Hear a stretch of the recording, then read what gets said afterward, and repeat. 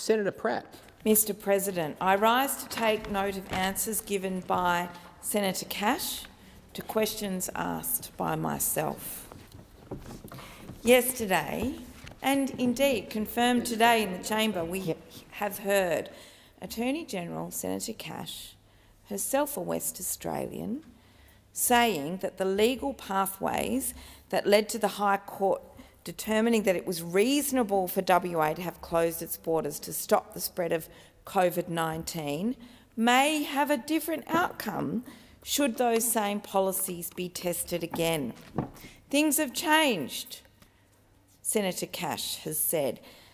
And when is Mark McGowan going to open Western Australia up to the rest of the country? Well, I am exceedingly alarmed at these remarks. I, like Premier McGowan, and he put it best, he said when the Morrison government went through the Clive Palmer experience last year, and that now they want to do exactly the same thing again. What kind of message is Senator Cash trying to send to Western Australians? Well, Senator Cash must take us for mugs. Of course, Western Australia can't live in a bubble forever. But to open up at 80% and invite the virus in when this government has not provided enough vaccines for the other 20% of Western Australians who might want to be vaccinated to get vaccinated? What a ridiculous proposition. So if Mark McGowan rightly says, I'm not going to open up the borders automatically at 80%, I'm very grateful and thankful for him saying that. And in fact, he fought in the negotiations in the National Cabinet to ensure that Western Australia, as part of agreeing to the plan, is able to keep its border protection system in place as part of agreeing to that plan. It is a ridiculous notion that Western Australia should just allow COVID into the state when there are people who want to be vaccinated who will not be vaccinated by that point in time, including very vulnerable members of the community, older people, First Nations Australians, and indeed children. It is this government's failure to roll out the vaccine and secure enough supply.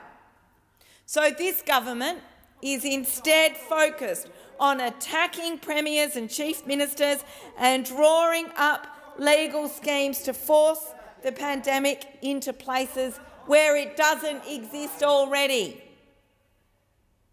For the Attorney-General, the chief law officer in this country, to be openly advocating for future challenges to Western Australia's border closures is absolutely farcical. The Morrison government has spent more than $1 million supporting Clive Palmer's failed High Court challenge. It failed, and I call on the government to move on. And yet we've heard Attorney-General saying out of one side of her mouth that the government won't support a challenge led by Clive Palmer, but on the other hand, essentially saying that the laws are now ripe for challenging. Why won't the Attorney-General pay money to support Mark McGowan and the state government against a future High Court challenge if business wants to challenge those laws? Essentially, again, the Attorney-General is siding against the state of Western Australia. And it's all very well for those opposite to say, no, she didn't. No, she didn't. That's not what she said. She said it is open for challenge. And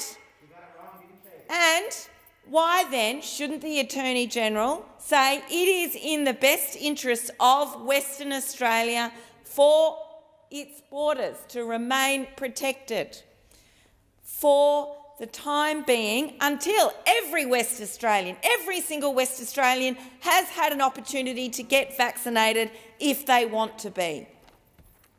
Thank you. Senator Pratt.